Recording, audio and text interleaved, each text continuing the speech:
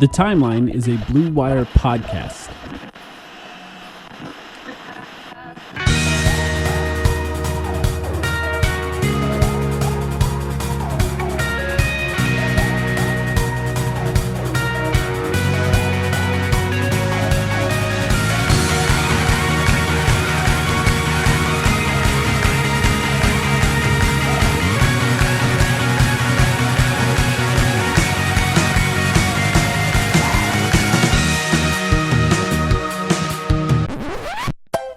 Now the story of an NBA team that traded everything and the one thing that could keep them all together.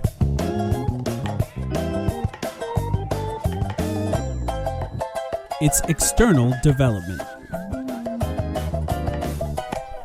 Welcome to the Timeline of Phoenix Suns podcast, back again with an external development episode this week. My name is Mike, here with Sam. How's it going, Sam? How's it going, man? I'm good. We're talking some very external acquisitions this week. Guys who are kind of young, kind of in the primes of their careers. I don't really know how you want to define it. It's going to be a little bit different than what it was last week when we did internal development, obviously. But yeah, I'm good. And guess what? We even have some very important news for you specifically to cover this week related to the Suns regarding none other than your favorite player in the entire league, Jonathan Kuminga. The story of the offseason that will not die because Jonathan Kuminga is still unsigned. It is sort of the state of the NBA offseason that this qualifies as news at this point, which the news was essentially that nothing has happened with in respects of like an actual contract being signed between the Warriors and Jonathan Kuminga, but that the Warriors did up their offer by a year, giving him an opportunity to sign up to 3 years and $75 million with a team option in that third year. But part of the story that was written about that included that the Phoenix Suns were willing to give Royce O'Neal a first-round pick and up to 4 years and $88 million to Kuminga if a signing trade were to have happened. Whoa. First round pick? Sorry, second round pick. Second. Yeah. They don't have a first round pick, so yeah. Exactly. I just want to be clear. Pick. Yeah, thank you. And that the Kings were willing to do a first round pick plus Monk, which is a objectively better deal. Yeah. Yes, there it is. The Kings were willing to attach a first round pick. I don't think the article specified whether that was a protected first round pick or not from the Kings end. Probably was, but the Kings are stupid, so who knows? Yeah. But yeah, Malik Monk and first-round pick versus Royce O'Neal and second-round pick. I think it's pretty clear which one is the better package. I think it's kind of crazy, honestly, that the Warriors are willing to let this drag out versus just taking that Kings package. But obviously we're a Suns podcast, so we should cover it from the Suns angle. Not surprising to you? Surprising to you? Any initial takes on this? I mean, I think we heard something similar to those numbers in the past, maybe not directly connected to the Suns, but like in a way that made it feel as though it was the Suns that were offering almost $90 million for 4 years for Jonathan Kuminga and guaranteeing him a starting spot on the team, which of course the Suns don't have a starting forward in a way on this team right now other than Ryan Dunn, who's too small for that. So I don't think any part of this report was surprising, and I think that it is where it was a month ago. And it's just up to Kuminga to decide if he's going to take a guaranteed $50 million, which is on the table for him right now, or $8 million in unrestricted free agency a year later. I think what's kind of interesting about the 3-year, $75 million contract that is on the table for Kuminga now is that if he does sign that and the Suns find a way to trade for him later, I'm grateful that contract has a team option. In that third year, it's like not the worst contract, I guess is what I'm saying. It's a lot of money in those first 2 years, but there's a team option. There's a way out pretty quickly. It's a tradable contract even in the future. So if the Suns still remain interested in him beyond him signing that contract, at least it's a contract that is sort of relatively manageable compared to how bad it, like four guaranteed years, $88 million to me is worse just in years, because if it goes really poorly, that's a long time to have somebody signed that maybe won't be as good as you would anticipate. Maybe. Yeah, I don't disagree with that notion, I suppose. But, you know, at current CBA and all that, 4 years, $88 million to me really doesn't feel like that much. What was the Grayson deal? I mean, significantly less than that, but what does he make? Like 15, 16, 17 yeah, million a year? Yeah. And this Kuminga deal is what? We're talking about like 22? If the Suns had signed him to that. So, I don't know. Look, I think this was just an encouraging report from my ends. The fact that I've said all along throughout the offseason, like, you engage in sign-and trades. If you're the team with the player who is being signed and traded, you don't get equal value back. And from the Suns' perspective, it never would have made sense for them to offer anything more than, say, Royce O'Neal and second-round picks. I think it's a good sign that this is their evaluation of what Jonathan Kuminga is as a player. He would have maybe fulfilled an area of need for them. He's a bigger wing. I know you don't like him as a player, but he is a bigger wing. But the fact that they weren't willing to go to great lengths to pursue this guy, they were just saying, this is our offer, take it or leave it. Royce and second-round picks. You can get 20-ish million a year. That's basically in line with my evaluation of Jonathan Kuminga as a player too, right? I think it was, good work by the Suns to inquire, but not make a fool of yourself, essentially. I guess the one thing I would say is, like, what has he done to be offered that much money? It does sort of feel, I don't know. It's a lot of money for a player that really hasn't done anything to really show you that he could be on a successful team. To be frank, he did win a championship with them, so there is that. But the role that he played was small enough that the amount of money he made in that season made a lot more sense than $25 million a season, I guess. It sort of feels like he's been on 3 playoff teams. And look, if you're arguing that there's like a certain Warriors inflation factor to all of this, sure, I'm not going to disagree. I just think that would exist for any big, successful market. If he was on the Knicks, if he was on the Celtics, if he was on any of these teams, that would be a factor. But like it's not that unbelievable. It does kind of remind me of like Patrick Williams just finding a way to get way more money than he anticipated or that he should have gotten. And then now we talk about that contract a little differently. And I just wonder if there's a world where something similar will happen with Kuminga, where, like draft position is impacting the amount that contract is worth because you're factoring in some level of potential that was there before he was in the NBA, along with his career in the NBA so far. And, I don't know. Because I do think that from the perspective of he's got the size for a starting forward, that if he was willing to accept the type of role that could make him a successful NBA player, which to this point he has not been, but if he was, I think there's a world where he could be a really good NBA player.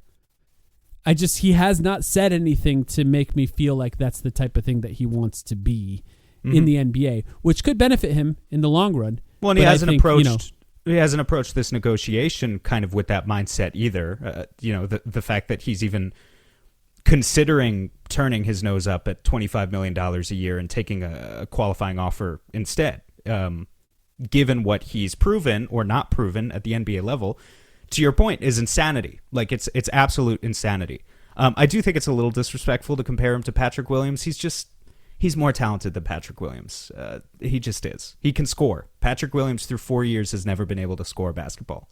So, I don't know. I think he's better, but I mean, again, I'm just happy the Suns... I'm perfectly happy that this guy is not suiting up as his son for next season. Yeah. The Royce O'Neal and a second-round pick for Jonathan Kuminga is like objectively a pretty good trade as far as trying to see if there's anything there. It could go badly, but like I think risk-wise, reward-wise, it's not the worst-case scenario. So I understand why the Suns were willing to go that far. I do think that that's off the table right now because I think the Suns would have made other moves had that happen in a way where the market was just a little bit different a month ago. But I don't know. We'll see what happens. There's still time. He's not signed. Giddey is now signed, by the way. We haven't mentioned that on the podcast, but he did sign a 3-year deal. Pretty good deal for the Bulls. So, Cam Thomas and Kuminga, those are the 2 guys left. And we'll see what ends up happening with those 2 guys. Quentin Grimes, too, still, right? Oh, that's right. That's right. Did he sign? I know. I don't think he has. I don't. Yeah, if so he did, I it's missed those 3 guys. Yeah, it's taken a long time. I mean, like, there have been other... Media days literally next week, guys. So, like, people have to sign. Landry Shamet signed to the Knicks this week. Campaign's still unsigned. Yeah. Campaign's still unsigned. Brogdon. They signed Malcolm Brogdon, too, which I thought was a good move for them. Not that he, is what he was. But that was a good move. Bismack Biyombo, our guy, collecting checks, getting another year with the Spurs. That was announced today. But yeah, you would have to imagine that over the next several days, like a lot of these moves just need to be announced because these are NBA players, and they need to be somewhere. Let's talk about Jalen Green.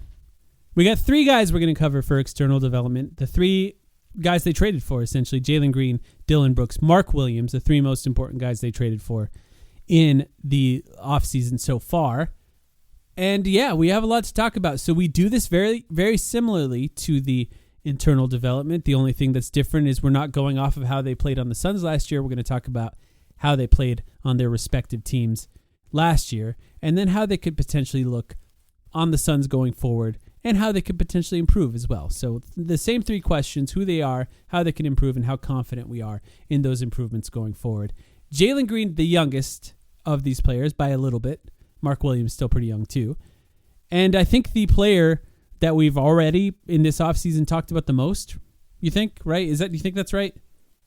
Certainly more than Mark Williams, who I'm kind of excited to talk about today. I mean, we've had the conversation on Mark Williams too, but I think maybe not as much. Certainly more than Dillon Brooks, like obviously. Yeah. And then who would even be, like, maybe Malawach, just because the draft is so important to what the Suns will be in the future. But yeah, no, I think it probably is Jalen Green. Yeah, and Devin Booker's always in there too. We talk a lot about him too.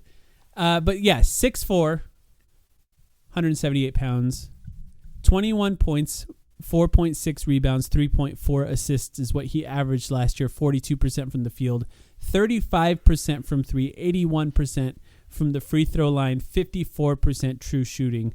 Total, minus 8.1 differential. We've talked a lot about this. The Rockets were significantly worse when he played last year. There's always multiple factors that go into that, but the longer you watch, the more you realize they were worse with him on the floor.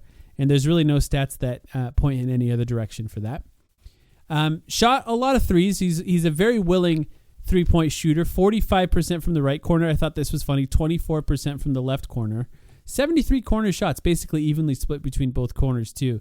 So a huge difference in where he is. About league average, 35-ish% from the top of the key. That 41%. Better than Booker. Yeah. Well, actually, if you're talking... Yeah. No, if you're talking above the break, I don't know what Booker was above the break last year. Overall, 3-point percentage, Jalen Green was better than Booker last year. Yeah. And he took shot more. a lot. Yeah. He took more threes than Booker, and Played he shot every better game than Booker. Too, by the way. Played all 82 games, which I think is just, it's commendable. Mikal Bridges, welcome back. Yeah, exactly. Never averaged more than 4 assists per game. And his assist to turnover ratio. In fact, I looked it up. Of 179 players who played 25 minutes or more per game, I looked up the assist to turnover ratio. Of those 179 players, he's 151st in assist to turnover ratio. The player he's just above in that stat, just above, Kevin Durant. I thought that was really funny. Like of 179 players, the 2 players that are right next to each other in assist to turnover ratio towards the end of that list, him and Kevin Durant. Relatively similar stats from assists. KD did average more assists last year. Had some great games assist-wise, but turned it over a lot. One does wonder, what would Kevin Durant's NBA career look like if he was 6'4" and 180 pounds? Yeah.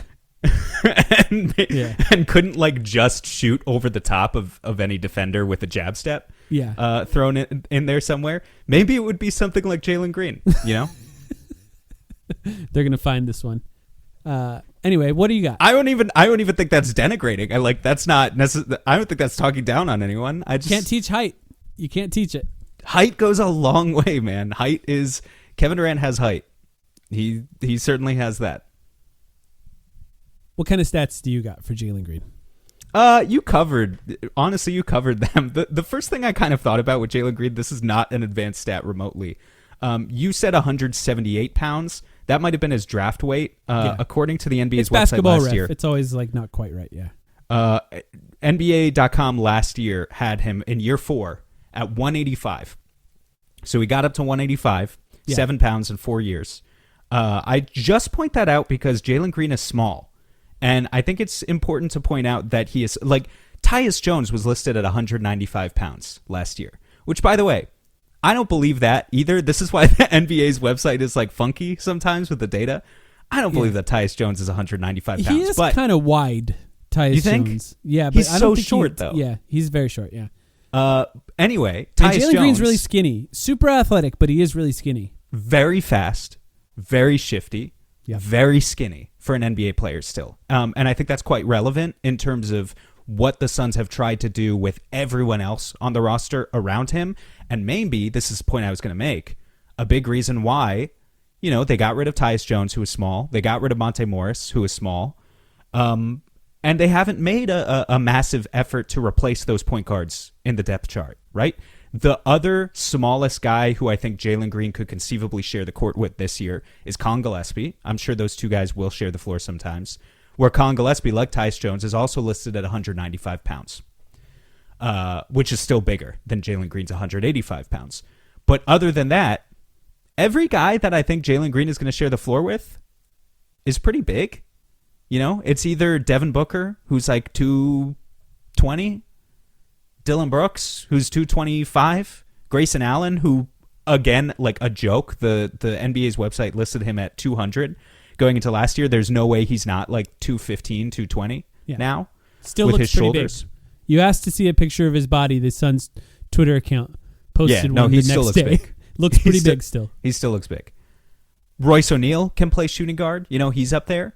So that's just a very basic place to start. Jalen Green, where do you set the offensive expectations? Where do you set the defensive expectations?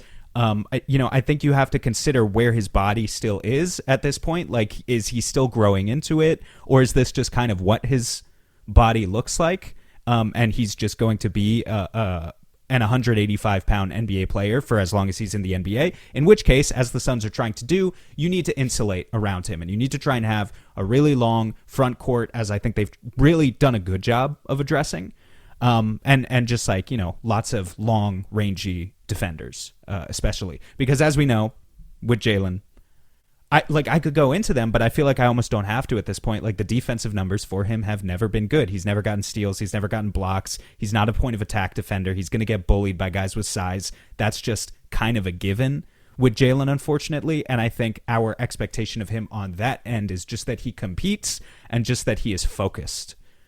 Outside of that, I'm not really sure what you can expect.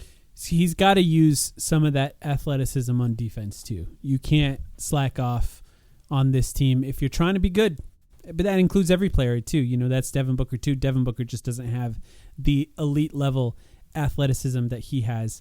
A little bit more about his shooting, because I think the three-point shooting is I think, one of the parts that we're going to cover a lot in this conversation, which we've talked about it this offseason a lot already, but 41%. It's the big bright spot to me. Yeah. Like, if you're going to highlight any big Jalen Green bright spot, it's at, I mean, you go ahead with the stats, but yeah, he's a shooter. I'll say it right now. Like, I'm talking about these stats, and I want to put it in the context that the Suns put it in, supposedly, through Shams Charania, which is that he's going to play point guard. Nothing in this data says he should play point guard. Nothing. Just start there. If we're talking about how he's going to improve, which we're going to get to that part of the conversation, he can't be the point guard. Not when Devin Booker's on the floor. Maybe when he's off the floor. Other than that, he is the smallest player on the court. That's it. Which he is. Okay, Yeah. So, you know, I mentioned near the bottom of the league in assist-to-turnover ratio for players who play as many minutes as he does. Also, catch-and-shoot versus pull-up threes. 41% on catch-and-shoot threes. 31% on pull-ups. On the Houston Rockets last year, who did have a point guard and also had a center who was good at creating shots, he shot 3 catch-and-shoots and 5 pull-ups. If you look at his overall shooting percentage at 35, a big part of that is he shot too many pull-ups and not enough catch-and-shoots. Devin Booker, the best in the NBA last season at creating catch-and-shoot three-point shooters for shooters. They're not going to leave him. He's got high gravity. But when Devin Booker's driving, they will occasionally leave him. He needs to play off the ball for Devin Booker because he's very efficient on those catch-and-shoot shots as a catch-and-shoot three-point shooter. You know, maybe getting some more of those corner threes, maybe getting some easier ones for him to have opportunities to be successful there. Diving deeper into the types of plays where he plays well, or the types of plays that the NBA tracks. In isolation, 0.71 points per possession in isolation. That's in the 16th percentile. Yeah, it's disgusting. And when we're talking about the percentile, and I'm sorry, like you look at the stats for him, if you're somebody who wants to be ultra optimistic, just skip ahead 10 minutes or so when we're talking about, because the stats on him are not great in a lot of these stats. It's just who he is. But when we're talking about the 16th percentile in the NBA, that means that 84% of the NBA is better in isolation than him. So just to cover that, that includes everyone that's played, or everyone that's in isolation at least. 1.17 points per possession in transition. Sounds okay, but it's in the 62nd percentile in the NBA. 62nd is good. You know, you take a win. You get a win, you take a win. Okay, no, I think it's good in transition, okay? But like when we're talking about this next one, which is as a pick and roll ball handler, 0.92 points per possession as a pick and roll ball handler. That's the closest we've gotten to essentially like a 50% shot, which is, you know, it's okay. That's in the 67th percentile as a pick and roll ball handler. That's his best stat in the tracking stats for the types of plays that he can play as, other than cut stats, you know, as far as points per possession. But even in the cut stats, we'll cover where he ranks. 67th percentile, that means he needs to do that more. But you have to factor that in. He's a starting guard in the NBA. When we're talking about the 67th percentile, that's everyone in the NBA that's ran a pick and roll. That includes Oso Ighodaro, you know, or Dario Saric occasionally running one or whatever. You know, like, so this stat, well, it is his best. It ranks him as a starting guard really low in that stat. 0.87 points per possession in handoffs. That's the 40th percentile. 1.29 points per possession in cuts. That's the 48th percentile. He has to be better in isolation if he occasionally does it, be better in transition if he occasionally does it, and be better in cuts. He has to for this team to be successful. This points at a player who is extremely average to below average on offense when you look at these stats, you know, just by themselves. He's 22. He's young. So he can get better at all of these things. You know, we've talked about his improvement over the 4 years he's been in the NBA. His stats last season almost match exactly his stats for his career, meaning that he's essentially been the same player every year. That does not say he can't get better. Some players have leaps later in their careers. Some players get better when they're in new positions on new teams with new teammates, with new coaches. They have more opportunity to be more successful within a specific role. But there's a lot in there where he can improve across all of those stats. Isolation, pick and roll ball handling, if he's going to be the point guard, which I still don't believe, but if he's going to be the point guard, he's got to get better at that too. He at least will if he's not full-time. There are going to be stretches where Jalen Green is the point guard, just because of the way the roster is constructed. We know what the stats have said. I think it's one thing to have a conversation about he needs to be better, which we know. The critical question is how, right? And so, yes, like what does he improve? For me, and I've talked about this, but like the shot diet, the shot selection is just a really easy way. You quoted all of those stats, and I just ask myself over and over again, finding myself wondering when he's in isolation, when he's the pick and roll ball handler, even when he's in transition, how much do all of those efficiency numbers go up if he just stops, if he just like gives up on the 1-dribble, 2-dribble mid-range pull-ups, where we know that he's the worst. The numbers are by far the worst there. And like, I understand this hesitation in the modern NBA. There are a lot of complaints from fans that just watching players shoot threes and take layups is boring. When you get into the playoffs, you need guys who are versatile. You need guys who are 3-level scorers, 3-level threats. And I understand all of that. Like, I don't by any means want to turn every player on this roster into Peyton Pritchard. But when I look at Jalen Green, there is a player, there is a compelling case of, okay, well, what if we just made him... Did you mention Derek White on a previous episode? Yeah. I mean, Derek White took 9 threes a game last year on 13 shots a game. Jalen Green took 8 threes a game last year. That was 13th in the NBA. And part of me wonders, well, how much more could we reasonably expect him to take? I think if we give him the same usage, the same load, the same number of touches, the only way for him to take more threes this season than last season to move up in that 3-point attempt leaderboard is because effectively I don't think he's going to get more touches than he did with the Rockets last year. I think it's just he needs to take them more often, and he needs to cut out those mid-range shots and take more of those threes. And I wonder if he's willing to do it. But I would love to see him like literally take 10 threes a game. I would be happy to see Jalen Green take that many threes. I agree. But that I would also put think him, if he took 10 threes a game, just to finish off that point, that would put him in company with last season only Steph Curry, Anthony Edwards, and Jason Tatum did that. Yeah. A+, okay, B-Ball Index, we've covered these stats on internal and external development over the years. B-Ball Index, a website that uses tracking statistics to create profiles for players that talk about very, very specific skills. Now, you have to take the entire player as a whole when having these conversations, but it's nice to be able to look directly at very specific things. And they rate it on an A+ to like an F based on their percentile in the league. Rim shot creation is one of their stats. A+ in rim shot creation, meaning if he intends to get to the rim, he can do it on his own. Create his own shots at the rim relatively regularly. Mid-range shot-making efficiency in the 17th percentile in the league. He's an F. One of the worst players, just as you described it, in the league at shooting, taking and making mid-range shots. You can shoot mid-range shots if you're good at them. If you're not good at them, at a certain point you have to stop taking them. You have to stop. But he can get to the rim occasionally. So if his focus is a relatively boring version of basketball that is successful in the NBA, because that's what makes him a good player, then that's what he has to do. He has to shoot more threes and he has to shoot at the rim and he has to get to the free throw line because that's the way for him to improve his efficiency. And it's not just on him to do that, right? It takes a conscious effort for a player to do that more. I'm really grateful that Anthony Edwards is such a great example of a young star just doing that, because these coaches now can just go, look at Ant. You know, he can do it all. And he still shot 10 threes a game last year. He's still willing to change his shot diet to benefit his team. I'm really grateful that he's there as a guy that can point at to do that, because he's a great example of what Jalen Green could do to potentially make himself a better basketball player.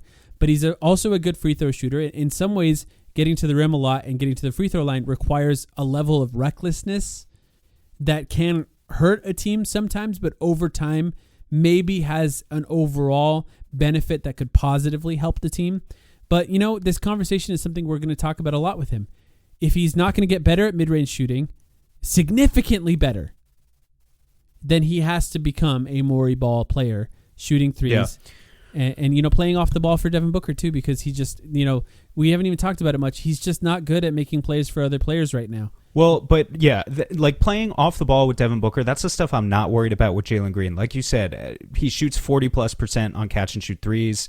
He's super, super fast when he gets to the rim. Like, yes, he's not great at making plays for other players, but when the defense has already shifted, if Devin Booker's on the floor and an advantage has already been created, and now Jalen Green is driving, I'm not super worried about him having to make an extra pass. I know a lot of the time he's just going to have the speed and the will to get to the rim himself. So those are situations where I trust Jalen Green. I think he's going to be really, really good, or at least good.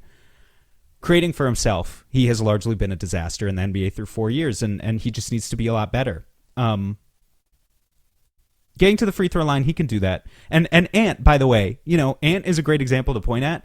He's not the only example, though. You know, there are other guards who've been doing this for years. Donovan Mitchell has been doing this for years, you know, taking more and more and more threes. He's an undersized guard, just the same, like Ant and is super bigger, athletic. Yeah. But Donovan Mitchell is a super athletic, undersized guard, just like Jalen Green is, who you can point at and say, hey, here's another guy. He dunks and he shoots threes, and he's an all-star, superstar.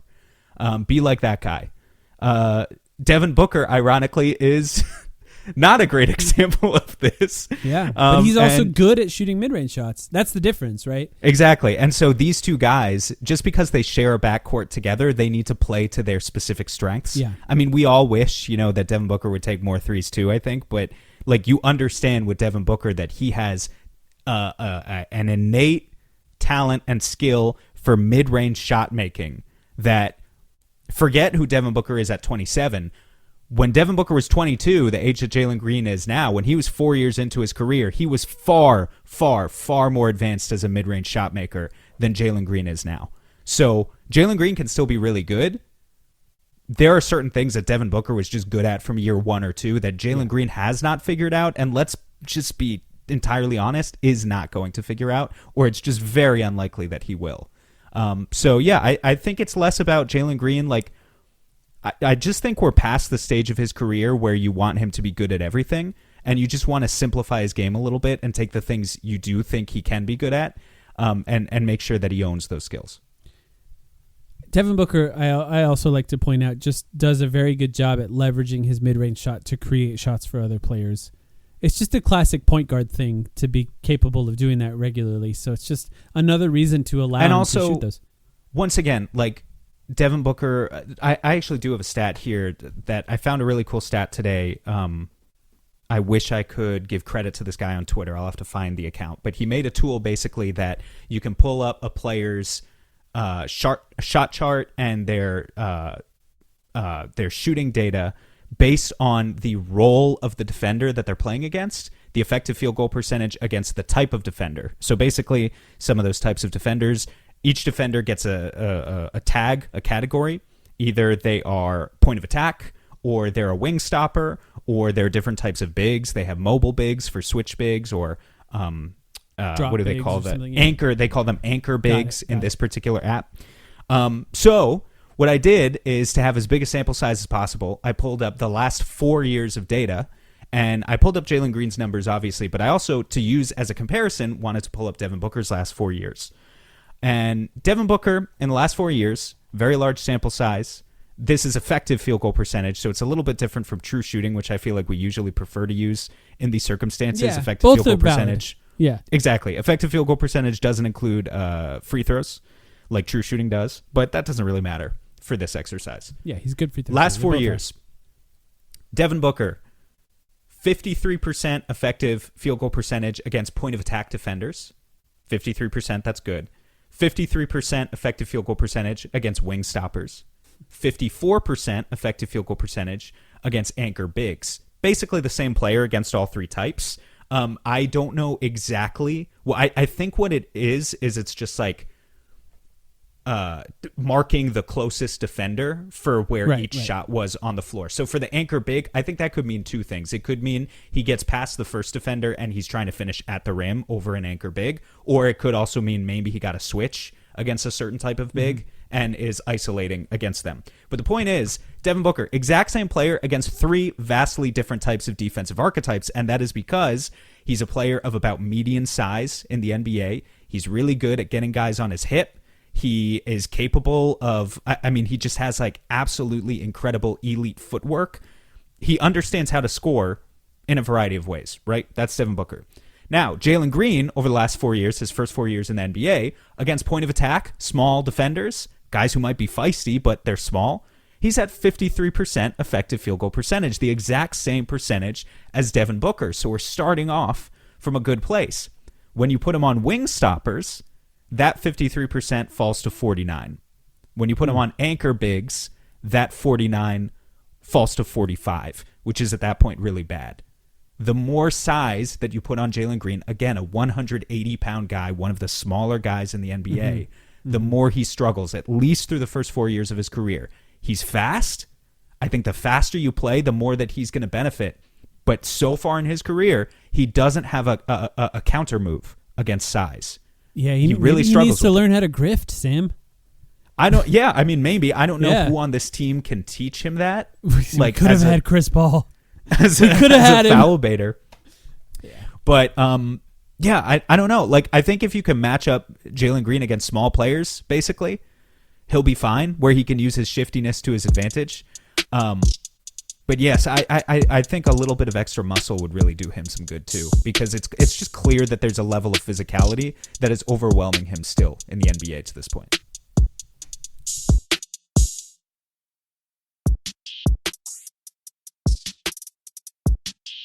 I have one more thing on Jalen Green, and this is not necessarily related to this internal development thing, but I've been really like racking my brain, and people listening to, if you have player comparisons for Jalen Green, I would love to hear them. But I've just been really trying to figure out what is a good comp for Jalen Green. What's a good comp for Jalen Green? Because I think it's a unique circumstance with him. Drafted high, given a ton of opportunity, ended up on a good team, then traded. But like the opportunity thing, I think is hard to match, because really trying to find players who had that level of opportunity early, performed the way he did, and then became successful can be a little difficult. So I did a stat head style, basketball reference style lookup. I looked at players who scored over 20 points per game, under 4 assists per game, and under 55% true shooting, because he's at 54. And then from their fourth season and beyond. So we're starting his last season, right? Because I didn't want to include guys who are like 19 and 20 who just happened to get a ton of shots up in their first few seasons. And I want to read you the list of players in the most recent seasons that did this. Jalen Green, of course. Klay Thompson in 21-22, recent. CJ McCollum in 17-18. I was going to guess CJ. Yeah. 2 seasons of DeMar DeRozan, 14-15, 15-16. Kevin Martin, 14-15. Whoa. DeMar Wow, DeRozan, I haven't thought about Kevin Martin in a long time. Another DeMar DeRozan season. Eric Gordon in 11-12. Wait, sorry. Kevin Martin was the original James Harden trade centerpiece, wasn't he? Yeah. When he went to Houston. From Houston, yeah, exactly. Yeah. This is a new Kevin Martin, is what you're saying. But yeah. Eric Gordon, Steven Jackson, very clearly not like Steven Jackson. And then this is the one that I'm like, oh, Jason Richardson. Oh. Which I thought was kind of an interesting comparison, because Jason You mean Richardson, we're going to go to the Western Conference Finals and he's going to neglect to box someone out and break all of our hearts? Yeah, well, you know what? Still would be an absolute killer season for the Suns if that were the case. But who would be the Kobe in this situation? That Jalen Green is not. Maybe Anthony Edwards. Yeah, SGA. Luka's on the Lakers. So, but Jason Richardson, this is his 05-06 season. So we're not talking about when he sort of accepted what his role is. We're talking when he was still billed as a star here. Mm-hmm. And when he got to the Suns and the Suns were successful in 08-09 and 09-10, those 2 seasons where he was pretty good on the Suns. He was very clearly the 3rd to 4th best player on the Suns at that point, and understood that as his role at that point. So we're talking more like, what he was previous to that.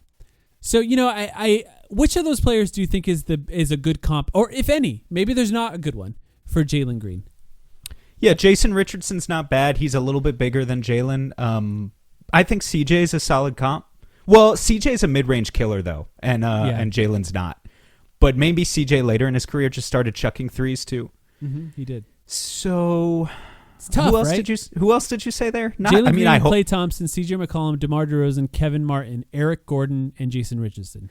He could end up just having a career like Eric Gordon. Yeah, right. I'm holding out hope that Jalen Green is better than that. Yeah, more athletic. I think that's why it's hard for Jalen Green. Yeah, obviously. Yeah. Obviously. Yeah. Anyway, there's just some options. If you think of one that's interesting, I'm trying to, in some ways I'm trying to wish cast him as something else. I've talked about how turning him into Derek White would be really beneficial for the Suns. He doesn't have the defense, and he's never displayed the ability to play defense the way Derek White has, but offensively, if he can play a little bit more like Derek White, that would be really beneficial for the Suns. With, I think, Derek White with a bigger role, because White, I don't know, Derek White next season will probably be more like what we're expecting, because Derek White's going to have the greenest of green lights next year and probably have to create a little bit more.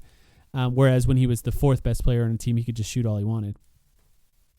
It's going to be a fascinating season for Jalen Green. What's crazy about Jason Richardson too is when he came to the Suns, I think we all know he was like kind of past his prime at that point, his athletic prime at least. He was just a complete athletic freak. That was only, and I'm confirming this now, he was 29 years old. Jason Richardson, 29 years old in the 2009-10 season, and only making his 2nd playoff appearance. At that point, just a guy with like basically no playoff track record. He had been on the We Believe Warriors. That was his one example. Jalen Green's kind of coming into a similar situation. I know he does have a playoff track record, but with him, it's more like he has a dubious playoff track record of being very bad in the playoffs last year. And who knows? Do you remember?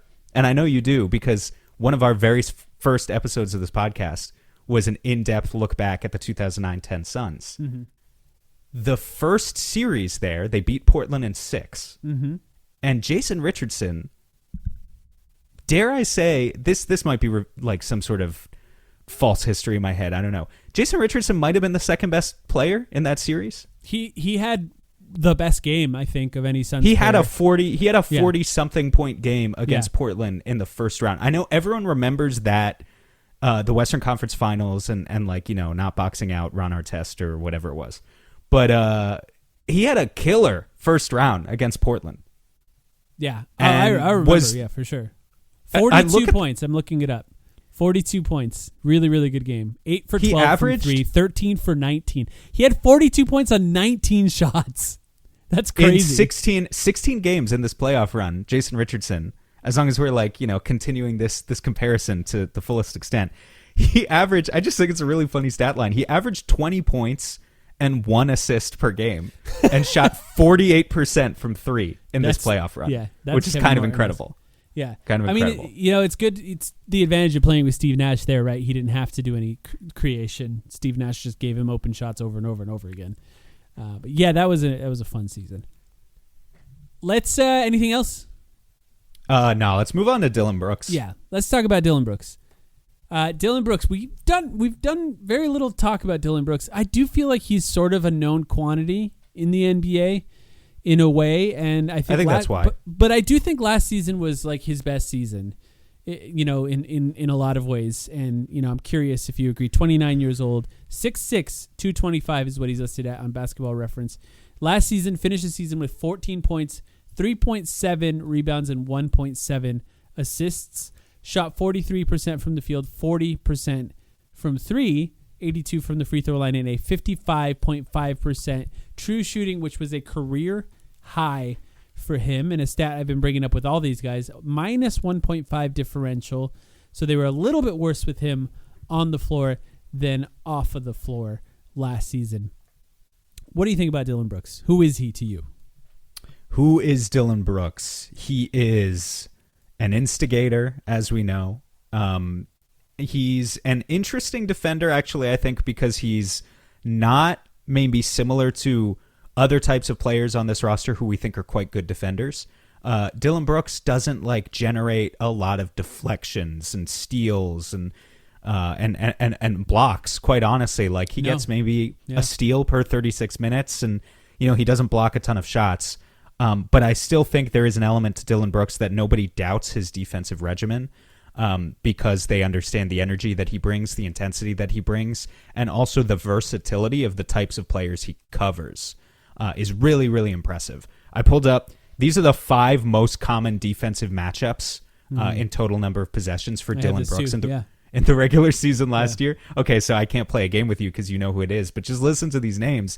The 5 most common guys Dillon Brooks matched up with last year: SGA, Victor Wembanyama, Jaren Jackson Jr., Kevin Durant, and DeMar DeRozan. Yep. That's a ridiculous spread of, like, think about that. He matched up with SGA and Victor Wembanyama as his 2 most common matchups. And there's 5 positions in the NBA. Basketball Reference will split them up by percentage of time guarding each of those positions. And like the most he guarded any position was like 23% of the time. So he's like almost even across all positions.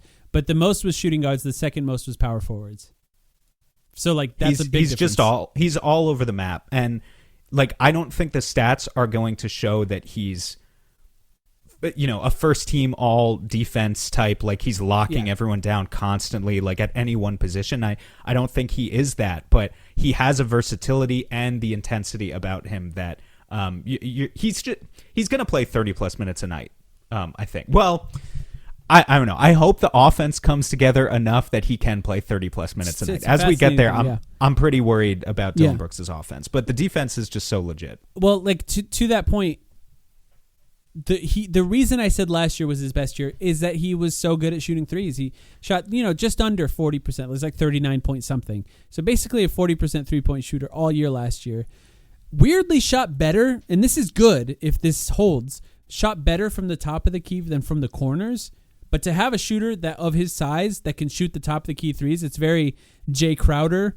The Suns had Jay Crowder who did that pretty regularly for the Suns. Was a good corner shooter too, and so is Dillon Brooks. But to shoot like an actual like statistically significant percentage better from the top of the key is good. That's where most of the space will come from.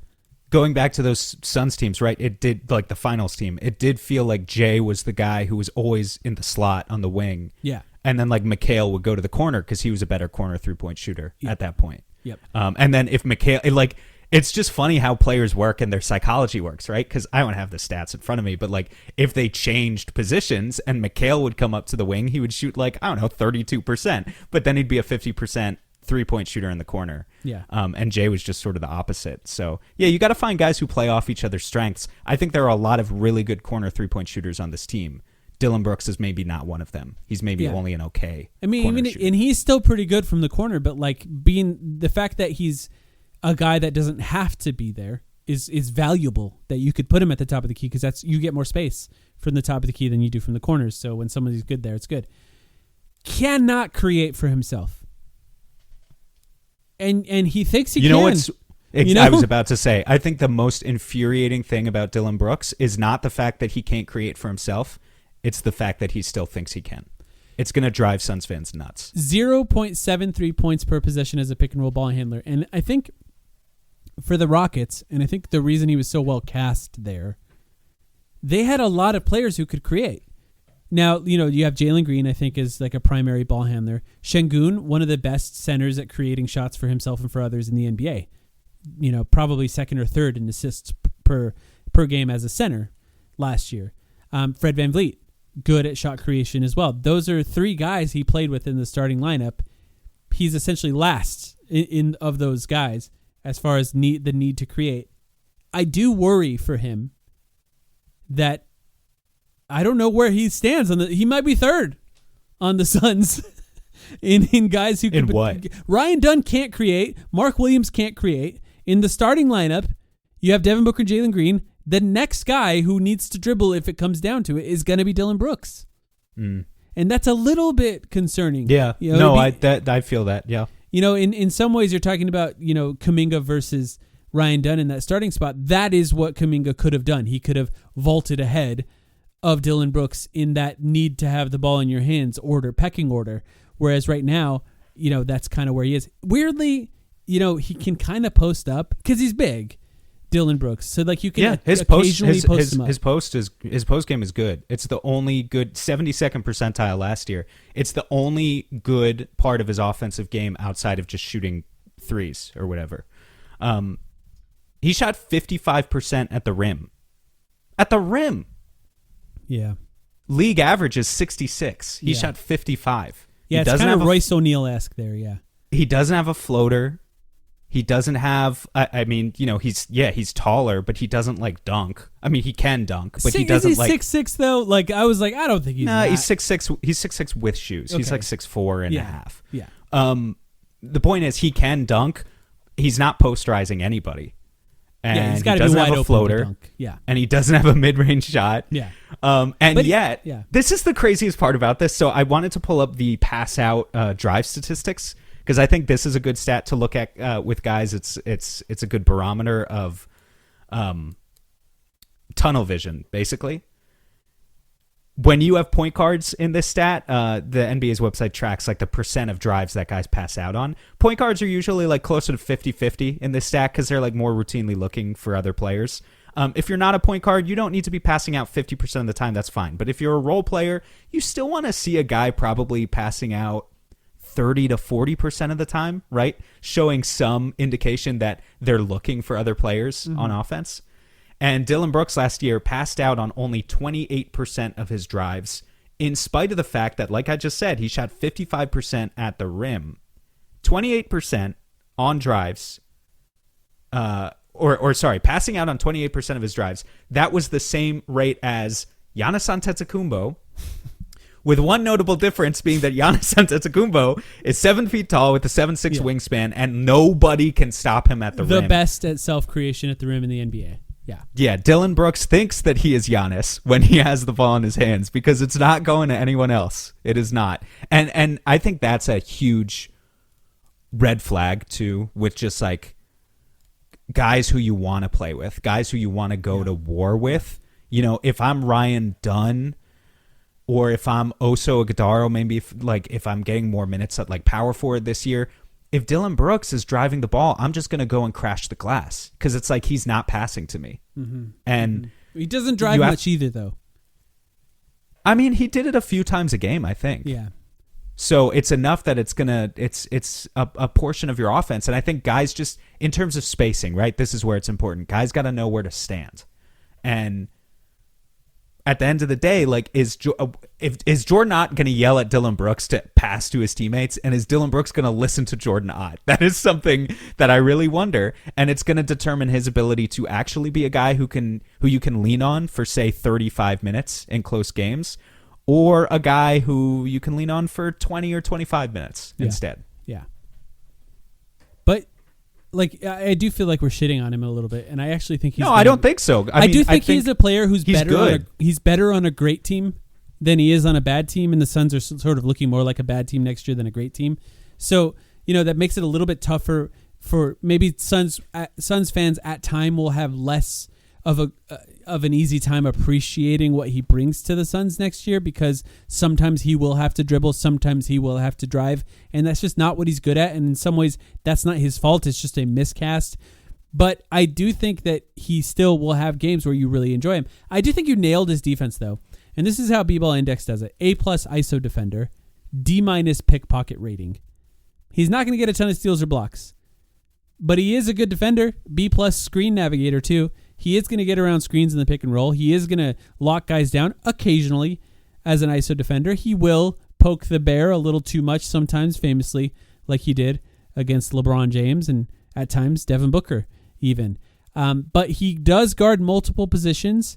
He is just overall efficient if he sticks to what he's good at offensively. 55% true shooting last year. That's higher than Jalen Green, for example. Of course, way less self-creation, but in a good way less self-creation, positively. I'm saying that. But, I think more than anything, his defense, I don't think he's one of the greatest defenders in the NBA.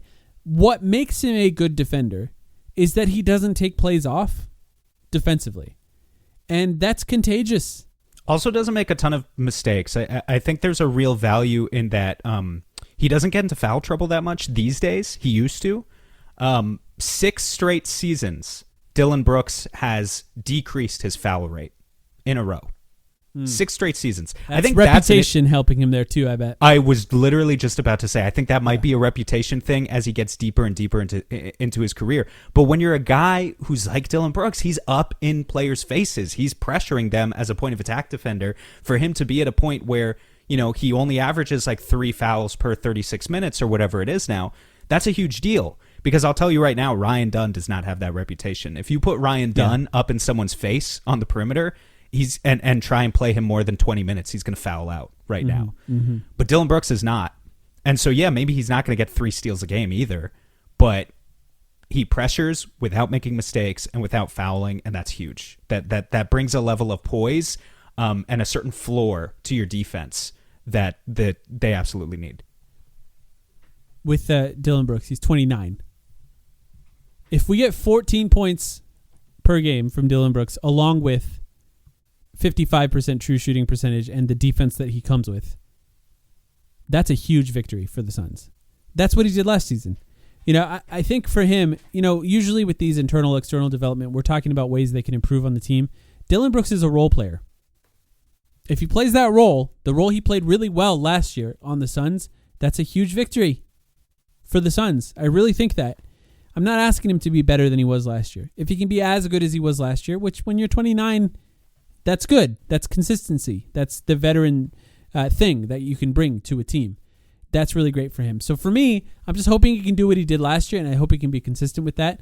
And ultimately, inspire the team to play a little bit better defense as a whole, because the Suns didn't have a lot of guys that were doing that for them last year. And he's exactly what they were looking for that reason. To play a meaner defense. I want him, so it's a little two-faced what I'm about to say, because I do want Dillon Brooks to just listen to Jordan Ott. And, I don't want him to just constantly be a crazy person.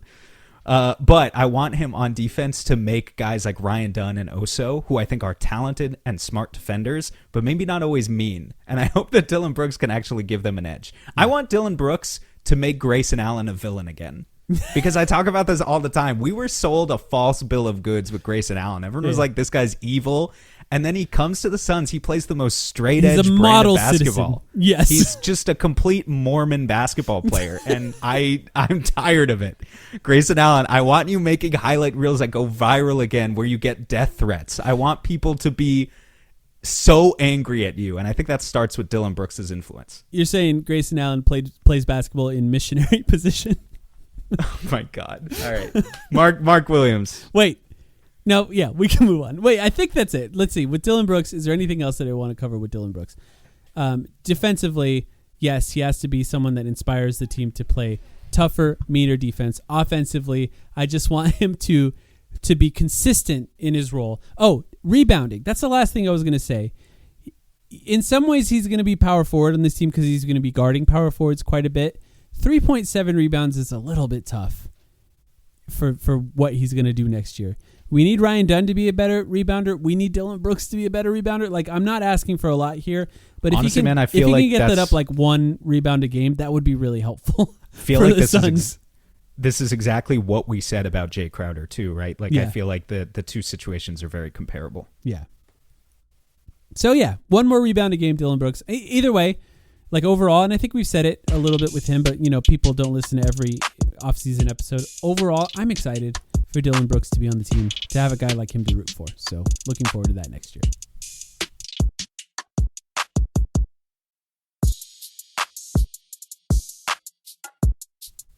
Mark Williams.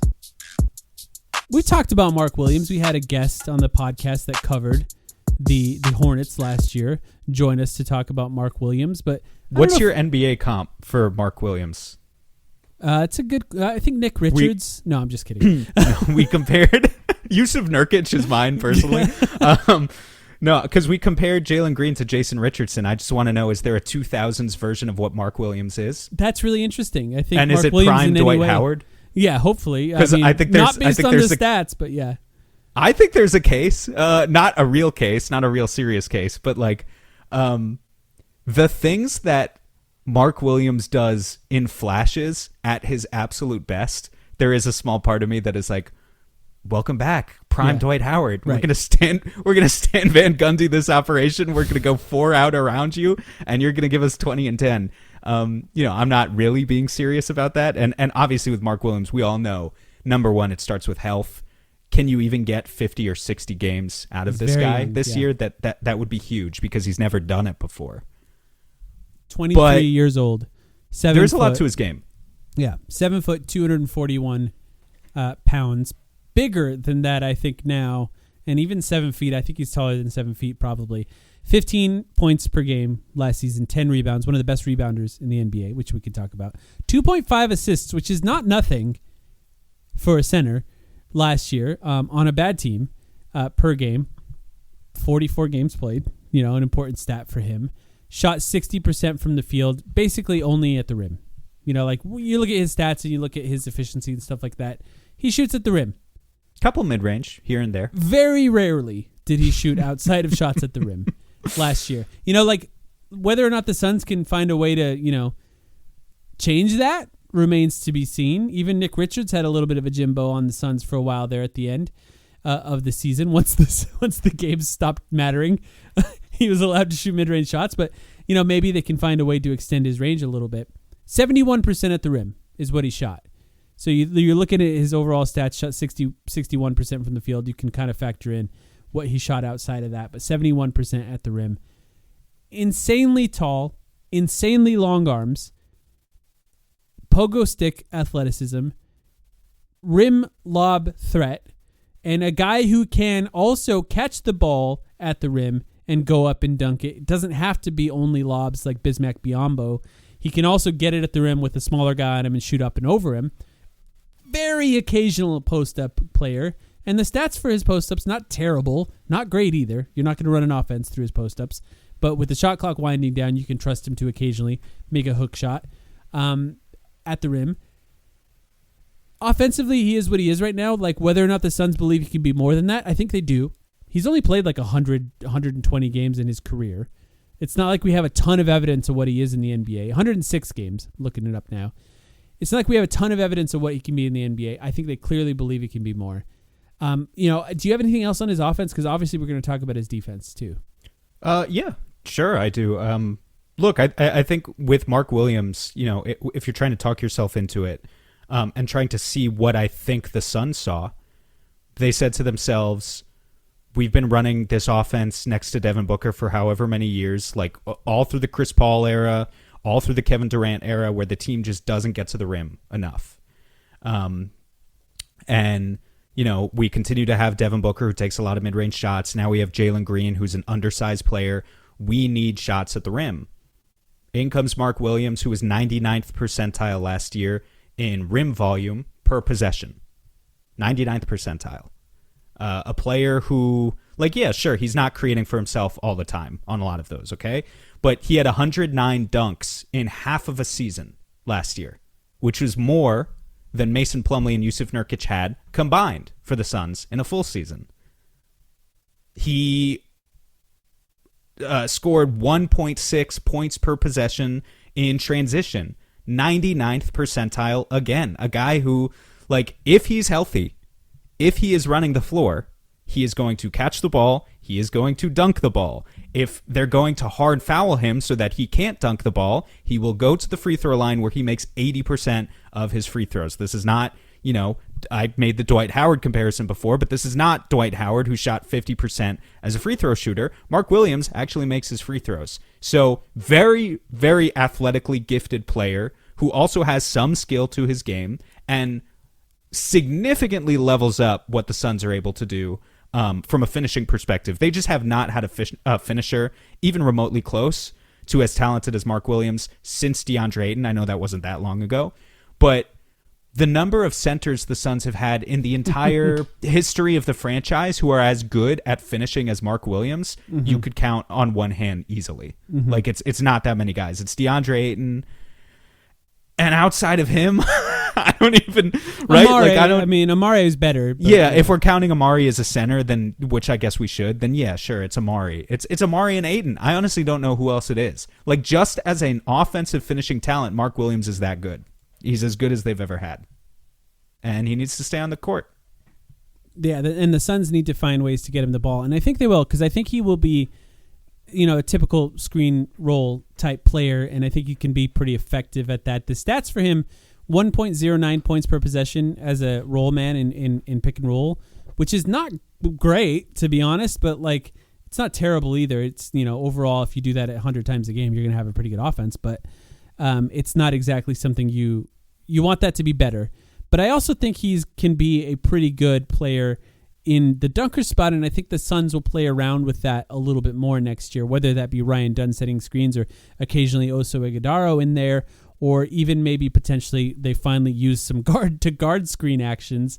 I know the switching is not perfect in that case, but if your two best offensive players will be guards, then you have to find ways to run them across each other a couple times a game.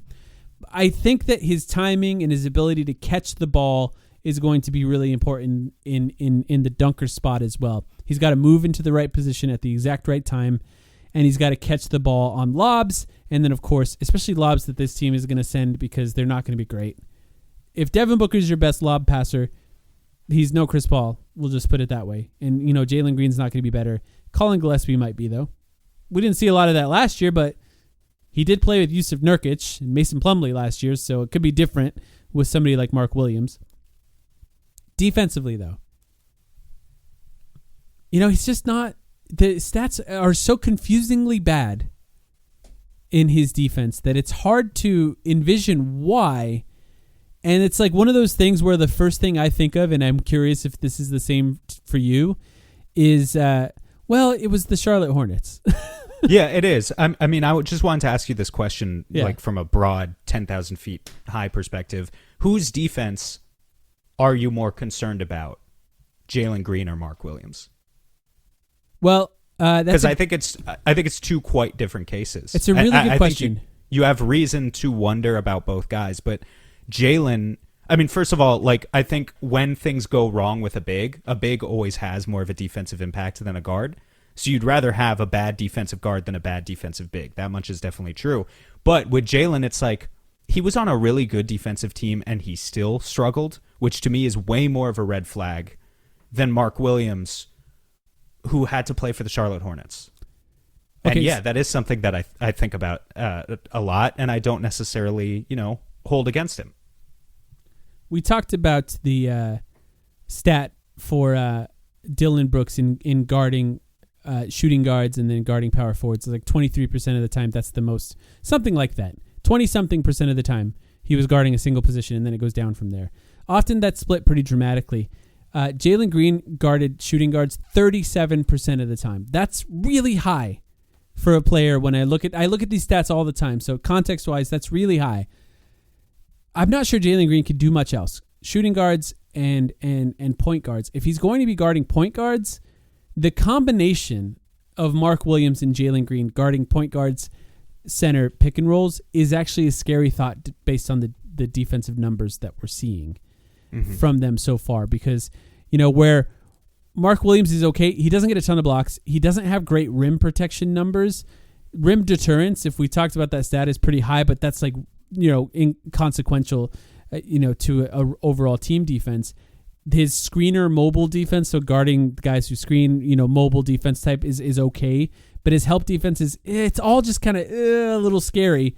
And if we're putting Jalen Green bad though, I would think it's bad. Like the rim protection is okay. Yes, it's not bad. I would say that it would be towards the bottom in the league of starting centers. Yeah. Okay. So so relative to where he's expected to perform, it's not great. So like I just look at all those numbers and I get a little bit concerned, but I think them together is a little concerning. And I don't know. I'm really curious what Jalen Green's role defensively is going to look like for the Suns, because you can't hide both of them, Devin Booker and Jalen Green. One of them's got to defend. And, I don't know, maybe you can. If you have Ryan Dunn and Dillon Brooks in there, you put one of them on the guard and one of them on whoever the best wing player is, and just figure it out from there. But it's going to be interesting to see. Whereas the thing about Mark Williams is that he's the center. I'm just telling you right now. Right. I don't care how tired Devin Booker is having to carry the offensive load. You're playing defense this year. You want to win games? You're playing defense this year. If you have a choice of who to hide between those two guys, you're hiding Jalen Green. Jalen Green hides on a corner shooter. That's so fascinating. I don't think I agree with that, but I understand your logic in that. Because I just think Devin Booker is going to be so much more important offensively. So you got to give him a couple of plays off, because he's going to be the guy that you need at the end of the game. Look, either way, smart teams are going to find a way to just work the switch on Jalen Green and try and if Jalen Green and Mark Williams are on the court at the same time, you're exactly right that is a matchup that teams are going to try and work over and over again until the Suns can find a way to stop it. And it is a little bit scary. The thing is whoa, okay, Charlotte's I actually don't have this data. So I mean, I know Mark Williams' defensive data is whatever, but were they worse? Yes. With Mark Williams defensively? Yes. They were? Okay. Yeah, there was a minus 4.9 differential last year, and almost all of that was defense. They got significant. Okay. But I will say the year before he was plus 10.1. And the thing about Mark Williams in general is there's such little data on what he could be good at, and he's so huge and his arms are so long that there's just stuff there that you can just point at and say, well, none of this matters because he hasn't had the opportunity to get better in the way that he should have over time. And he's been in the NBA a long time at this point, but just has not played. Like, he's played essentially one season for a team that makes the playoffs. That's 106 games. That's not that many games. So it's like, what can he be is different than what he was. And I think there is so much potential there to be like tapped into, that this is what the risk was for the Suns when they made this trade. Can he stay healthy? And is there more there with him than what he's shown? It's not quite like Jalen Green where you have so much evidence of what he was.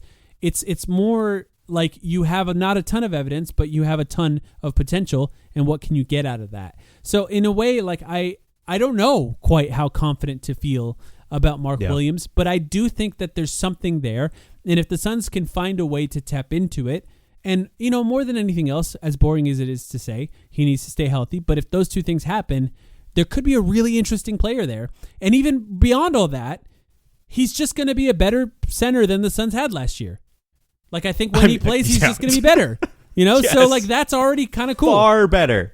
And far more fun to watch too, actually, if we're being honest. Just like the number of dunks. Fans are going to see dunks all day, every day, all the time. How confident you are in Mark Williams depends on how confident you are in our training staff. Because I do also think so much of his game and what he contributes positively is dependent on not cutting corners. It's going to be hustle-based stuff, He really has to be a bruiser who feels 100% when he does play. So, like, I don't care if Mark Williams plays 65 games this year, but he's at 70% all the time, and like looks like a really mediocre or really bad version of himself. I want the 100% version of Mark Williams because that's the version that I know shows flashes of actual stardom at the center position. Even if that guy maybe can only play for 50 games, that's the guy we need. That's right. So, yeah, we'll see. Yeah, I'm excited to see him next year too. I think this could be a player that will be frustrating at times because he just hasn't played much and he's still relatively young. But we'll also have flashes at times, and that will be pretty exciting for him. And I just hope he can stay healthy. That's like the main place my brain goes with him, and that's tough for him. Anything else on him before we go here? Not on Mark Williams. Let me see. No, we covered everything I had. I think so. Yeah, me too. I will say, media days threes. Next week. Will he shoot any threes this year? How about that? Yes. You think he will? I think he will. They said that they think he potentially could, or we're hearing that they think that. So I don't think he's going to shoot a ton unless he really gets good at them. He took 4 last year. He was 0 for 4. And honestly, I wonder if those were just like heaves. Oh, that's something we haven't talked about, by the way. They're not going to count heave those. Rule. Yeah. The heaves at the end of quarters and halves don't count against a player's field goal percentage anymore.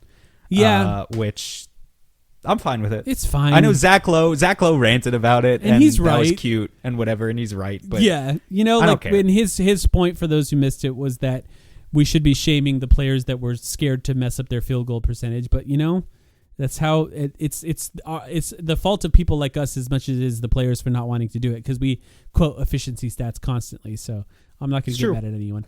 That's true. Yeah, I think he'll shoot. I don't know how many he'll shoot, and I don't know how good they'll be, but I think they'll try.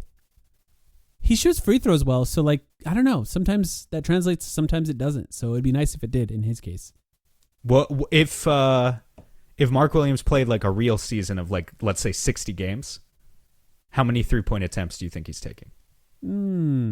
Maybe we'll save that for the over/under. I don't know.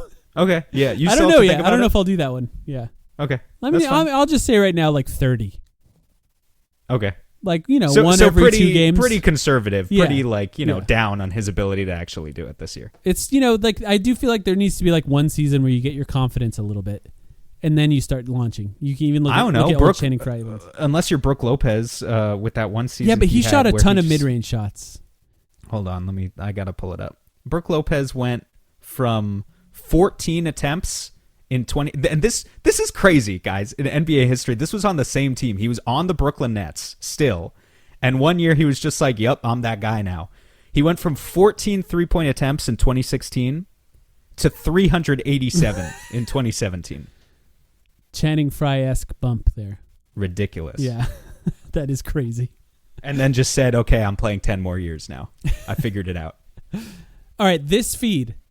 We will not have another podcast on this feed till after Media Day. We'll cover all of the great work that our friends who cover the team get out of the team for Media Day. That's next week.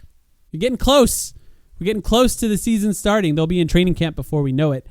So don't expect another one till probably next Tuesday night, most likely, is when that will come. But we'll have a Patreon episode this week as well. So join us on patreon.com/thetimeline if you'd like to hear that episode. But yeah, thanks everyone. Sam, you got anything else before we go? No, just looking forward to Media Day. Thanks as always for listening, and talk to you guys soon. Yep, back soon.